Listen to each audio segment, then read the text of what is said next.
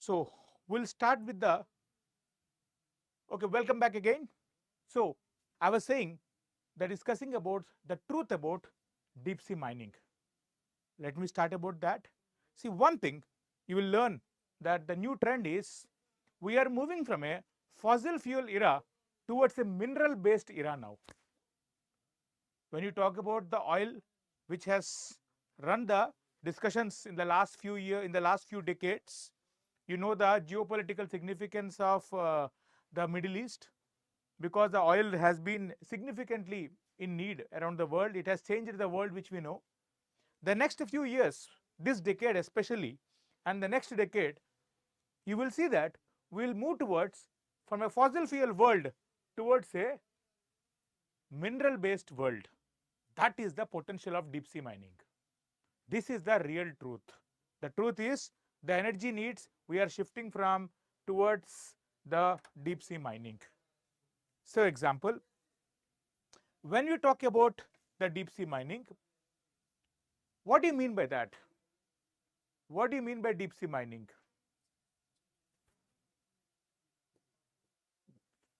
When you talk about deep sea mining, it is nothing but it is a term applied. So you will see that it is the term applied to processes and technologies designed to collect the metal resource rich countries, to collect the metal rich resources from the deep sea floor. For example, what I am trying to tell you is, what is deep sea mining for us? It is nothing but everything associated with the processes and the technologies designed to collect the metal rich resources from the deep sea floor. So this is the trend where we'll move towards from a fossil fuel, we are moving from a fossil fuel world towards, we'll move from a fossil fuel world towards the mineral based world. We'll move towards the mineral based world. This is the thing. Why? What is the need? What is the need? You know, what are the four major minerals which we need for around the electric vehicles? Can you name four major minerals which you need for electric vehicles? Of course, we all know lithium. Apart from that, there are another four major minerals which we need: nickel, cobalt, copper, and we also have manganese. Nickel, cobalt, copper, manganese. These four, all these four are not just available, but abundantly available on the deep sea, in the deep sea region, on the sea floor. You will find that this is the reason why the world is discussing about. Even the organization which handles about the regulations of deep sea mining, the International Seabed Authority, is discussing about these negotiations. This decade, 2021 to 2030, is regarded as a decade of ocean exploration. Why? Because we are trying to change in that way. That is the reality of this. Okay. So keeping this into consideration, what is the need? What is the general need we had about this?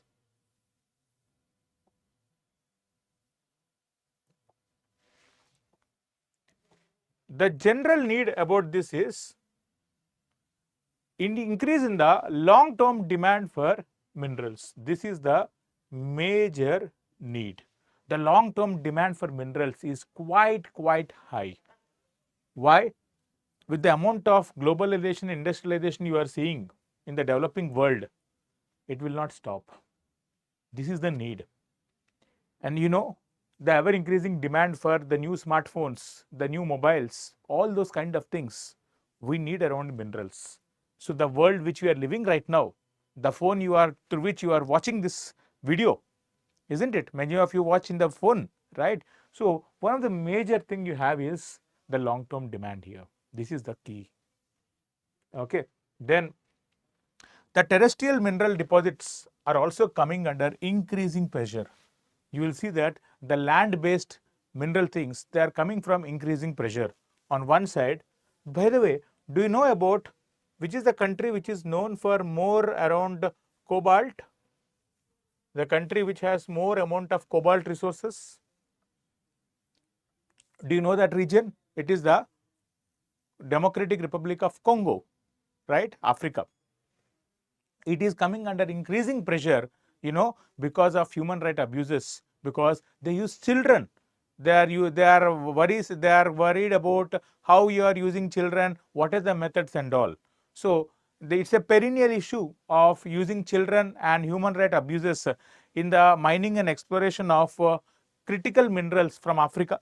That is there since last 3-4 decades, more than that. It is very popular. It has become much in news in the recent era as well. So that is the thing. More than all these things, why there is so much talk, why there is the real truth is this paragraph. The real truth is deep sea mining is regarded as an alternative towards the present concerns with respect to the climate change. This is the real truth, right? So there is a need for renewable low carbon infrastructure. You see this? According to the International Energy Agency, EEA, it says that in the next 2 decades, by 2040 until then, the renewable energy technology will grow in such a way that it can make up over 40% of the demand for copper. So what is the present demand for copper? Whatever it is, 40% of the use of copper will be meant for renewable energy, 60 to 70% of cobalt and nickel, and 90% for lithium. So all these things are available in the polymetallic nodules, which we'll discuss, which are part of the deep sea ocean, which are abundantly available. This is the truth. Okay, that is the thing. Then, of late, for any kind of new things, the first thing you'll always talk about is the technological advances in the marine mining and processing. This is the new thing. Because of technological advances in the marine mining and processing, you will find that it is growing like anything.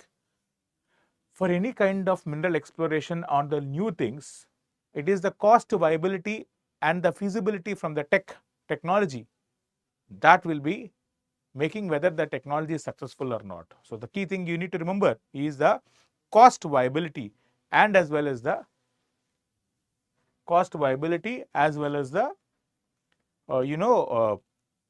the technological progress which you had made. This is the reason why you have the need.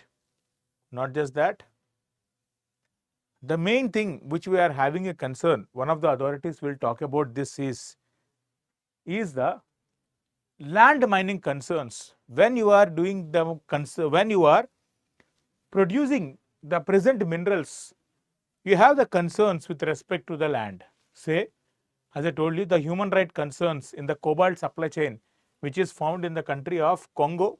See, you see, 75% of cobalt is found in one country of Congo in Africa.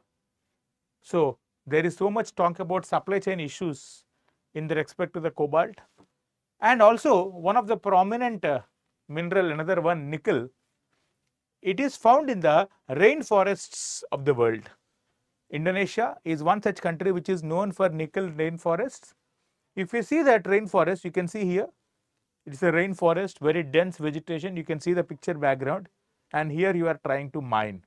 So this is regarded as a very, very dangerous thing because it has a loss of biodiversity is quite high in this part of the world. Keeping these things into considerations, that is why deep sea mining is very much in news.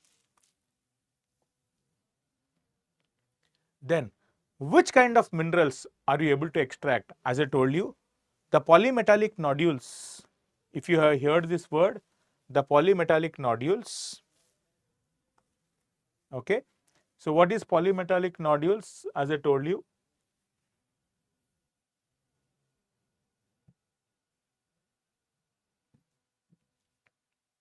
okay, the polymetallic nodules, you see, the deep sea minerals, the most important thing which is easily available on the sea floor is the polymetallic nodules. As the name suggests, poly, many, metals, nodules, potato ball-like structures. If you see on the sea floor, you will find that these potato ball-like structures are widely distributed. You know how are they formed? That's a very unique thing as well about the polymetallic nodules. What do they is, they absorb the metals from the sea water for thousands of years, and they get found at a certain kind of a structure. Say, one of the thing which I have observed was, they will collect, or they will be found absorbing behind a certain structure. Say, imagine there is a skeleton tooth of a certain animal. The tooth is found on the seabed. Around the seabed, around that skeleton tooth, slowly you will see that metals get attracted, absorbed over a period, not attracted, absorbed over a period of time. So how is polymetallic nodules are formed? They are formed out of absorption of the metals from the sea water. And it happens for around a few centimeters for a year, or a few centimeters for 100 years. That's the thing, right? So they're not like formed out of volcanoes as such. Polymetallic nodules are formed out of absorption of metals from the sea water for millions of years. That is the polymetallic nodules. Remember, these are the core important things which you get for the EV vehicles. Not just that, we also have polymetallic sulfides, which also provides copper, lead, zinc, gold and silver, and also the cobalt rich crust which you find it.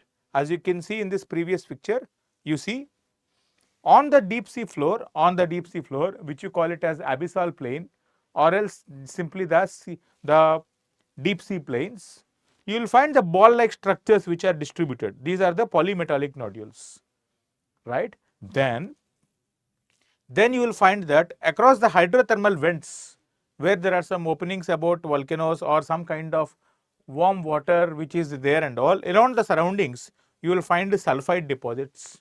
That is one. The third one is the ferromanganese crust. As you can see, manganese crusts. There are also similarly cobalt crusts. These are the ones where you find the minerals on the deep sea bed, and this is the one which will change definitely about the world which we know. That is the promise. This is the truth. What is the promise? That they are able to reduce the concerns of climate change in the present era. That is the reality. Okay, I hope you are able to follow this, right? So this is how the polymetallic nodules structure like. So they accumulate here slowly. All the things will be accumulated. Now how it is they are extracted? If you see their extraction, for example, you will have a big ship. That big ship will be there on the surface for around 3 to 5 kilometers. Remember, the deep sea ocean, it is there around at least around 5,000 to 6,000 meters, no? The deep sea from the surface. So for around 6,000 meters, that is at least around 6 kilometers is what I am trying to say, right? For around 6 kilometers, you will find a pipes, and along the pipes there will be also installation of the robo. Robo will move across the deep sea ocean. It will collect the polymetallic nodules, and then it will differentiate which is polymetallic nodules and which is not as part of its system, and then it will push as part of the polymetallic nodules along a pipe towards the ship, and thereby from the ship it will be transported back to the land, and in the at the land you will find that will be converted into it will be processed into the requirements of our end user. This is the process, right? So this is a very important thing. You have to observe the latest things about this. Then where they are abundantly found, one of the things they are abundantly found is the regions of in the Pacific Ocean called as the Clarion-Clipperton zone. You know what? They have almost around 6 times the amount of nickel, 3 times the amount of cobalt which is available on the land within one zone. I am not talking about Indian Ocean, Pacific Ocean and other parts. Within the Clarion-Clipperton zone, the amount of nickel, the amount of cobalt, as I discussed, it is almost 6 times, 3 times more than the complete availability on the land. This is the truth. This is the potential. Very encouraging as well, right? You have to develop multiple perspectives. Don't go by what the perspective I am trying to build up within this first 15 minutes. I'll give another perspective slowly. We'll move towards the next debate about this topic as well. This is the thing. Okay. Then, for more such information and all, I would definitely ask you to join into my Telegram channel. You can scan the QR code so that you can get into my channel, or you can get into the by typing in the Telegram as well with Venkatesh Sir Geographical Voyage. You will get the channel. I am discussing, I am debating, I am engaging you with respect to MCQs, with respect to model answers, with respect to with respect to latest current affairs, the trends, the and so many things about everything about. It is one-stop solution for UPSC preparation, especially for geography and environment. This is how I am trying to build up this channel. Okay, do join it. Then the other story, it is not like we don't have any kind of concerns with this. There is the other side of it. There is a huge concerns with respect to this program as well. Right. One of the concern you have is, you can see in this picture, you are providing light to a region which is not known of light. So, the unknowns, it is quite high. Unknowns is quite high. You are providing light to a region which there is no light at all. This is very, very dangerous, isn't it? Right? When you talk about the unknowns, how do you are providing light? Okay, a region which is not known for light, you are providing it. You are providing noise to a region which is very, very, very, very sensitive. Right? Now, what will be the consequences? We don't know. The problem with this concern is, we don't know. There are no studies also. There were no kind of studies. We are not even aware. This is what the reality is. This is another truth about deep sea mining. What will be the disastrous consequences of the sediment plume? See, once you extract, once you put it, there will be some kind of dumping also which is done. What will be the dumping sediments which will be dumped there? What is the consequences? How it will have an impact on organisms like cobalt? What is the impact on the marine life? We don't know. That is also another challenge we have. Right? So, we don't have even proper scientific studies also. But one knowledge which we are coming to know is, if you talk about any region which is very well studied about the deep sea ocean, because of the exploitation, because of the extraction of the minerals or exploitation, whatever you call, it is the Clarion-Clipperton zone. Maybe you can start with the Clarion-Clipperton zone, and then we can move forward with the remaining things. No studies are conducted, yes, but if at all, if there is any region to a certain extent which was decently studied, that happens to be the Clarion-Clipperton zone, which is part of the Pacific Ocean, which is meant for deep sea mining. Remember the name, where it is there. Okay, this is very, very important. Right? Then another concern, as I was talking about the marine life, in fact, there is a scaly foot snail, as you can see in this there. It is the first deep sea animal to be declared endangered because of the threat of mining. First deep sea animal. This is the threat of marine life. We never know what will be the consequences on the marine life, what will be the impact. That is the major concern about the entire deep sea mining. If at all, if there is any one big concern, this is this. Also, the minerals, the pollutants, they will enter into the food chain now. Enter into the food chain, and how it will be having an impact on the food chains of the marine food chain, and then through them to us. That is a debate also which we need to study. Marine biologists, oceanographers, They are calling for to put a halt on the deep sea mining because we don't know the consequences. But the other challenge we had is, if you wanted to carry out studies, the studies will take at least around 20 to 30 years from now. We don't have that much time if you wanted to solve the crisis of climate change. So what the experts are calling for is, you are pushing for more amount of deep sea mining within the Clarion-Clipperton zone. That is one challenge. Luckily, this Clarion-Clipperton zone is not a zone of one particular country. It belongs to the humanity, because so that exploration can be used completely for everyone. That is one good thing about this. Okay. Then when you talk about these concerns, another concern we had is the International Seabed Authority, which is a major organization which deals with such kind of issues, is also a promoter of development of seabed minerals and also the protection of environment. It is like a conflict of interest for International Seabed Authority, which deals with both the things. If you wanted to regulate the mining activities, it is the one. If you wanted to promote, it is the one. If you wanted to look into the environmental concerns, it is the one. But it's the clash is about environment versus development. This is the thing. Right. So, keeping this into consideration, even India also has a deep sea mission. There is a Samudrayan mission which has India's deep ocean mission. We have one of the critical technology which we have developed called Matsya 6000. It's a manned submersible. That means even people can go there. There is around 2 to 3 crew people which can go here, and it is a major technology project under which we are developing. So our objective is, definitely we are increasing our capabilities, our scientific observations, our funds, our technology, all we are trying to develop. So with this, please remember, Matsya 6000 is what? Not just that, which countries are always having deep water submersibles,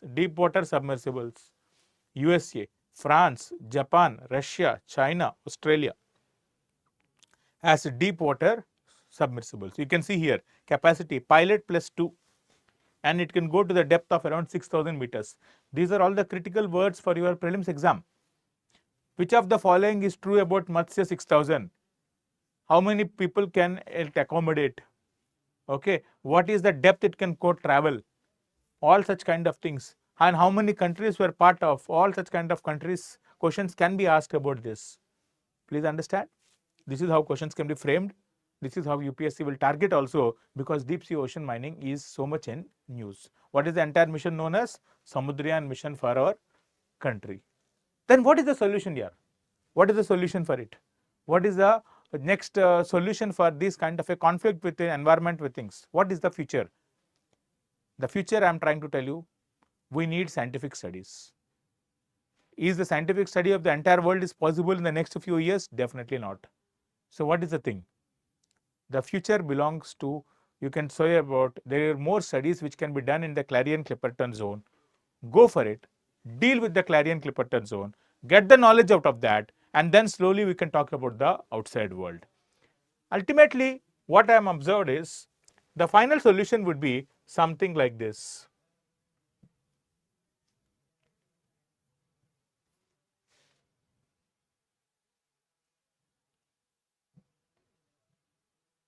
The final solution, it will be something like, okay. The final solution will be what is the least bad option?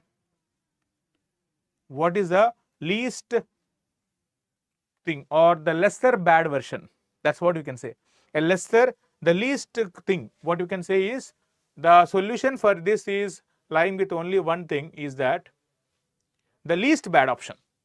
I would say that least bad option. So proper scientific studies are needed. So ultimately we'll go for a least bad option, because we need to weigh with the challenges of climate change. That is also do you know what?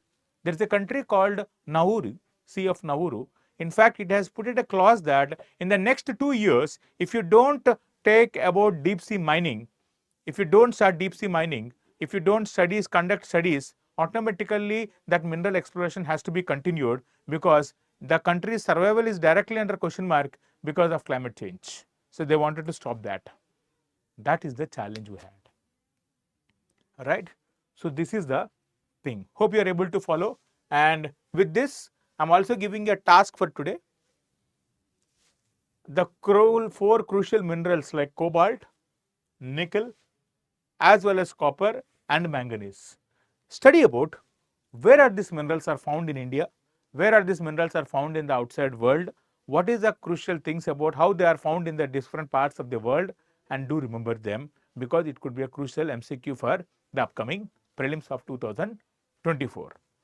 Okay, happy learnings. Hope you have studied, hope you have understood the topic today. Until we meet with the next time, please subscribe to the channel, like this video and share it to your friends. You know why? Because sharing is caring. Thank you.